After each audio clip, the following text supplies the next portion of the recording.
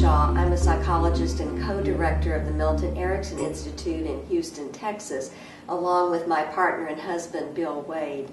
And we're going to talk to you about our upcoming workshop, Training in Ericksonian Approaches in Psychotherapy.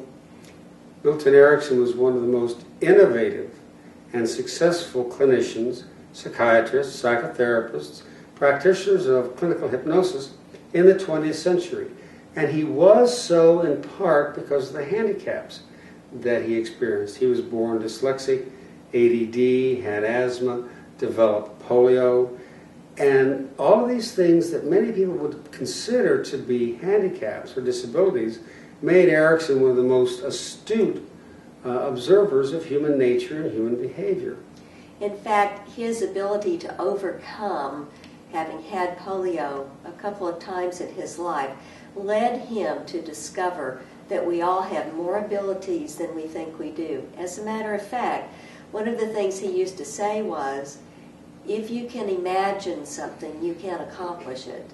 So the training that we're going to be providing is very intensive, and you're going to be able to learn some hypnotic strategies, the hypnotic language that's very powerful. But also what makes this seminar different from many others is that we're also going to be sharing with you the latest developments in neuroscience, how to create suggestions, for example, with the brain in mind. We know that when you have information about how your words, stories, metaphors, and hypnotic suggestions impact the brain for good, then your clinical work becomes much more effective and more powerful. Erickson defined hypnosis in a much broader way than most clinicians did during his career, as well as the way most clinicians define hypnosis today.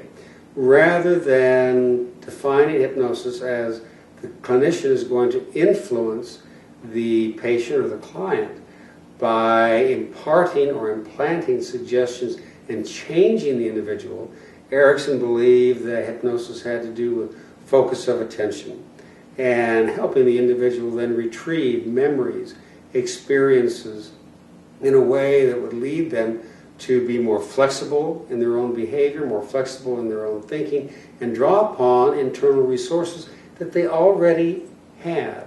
And we'll teach people how to change their own ideas about what hypnosis is, so that along with the different language forms and the flexibility that Erickson brought to the consulting room in a clinical way, to help people broaden their own capacity to problem solve. So after this workshop, you will be able to use this cutting-edge information in your own practice. So please join us, and we'd love to see you there. Thank you.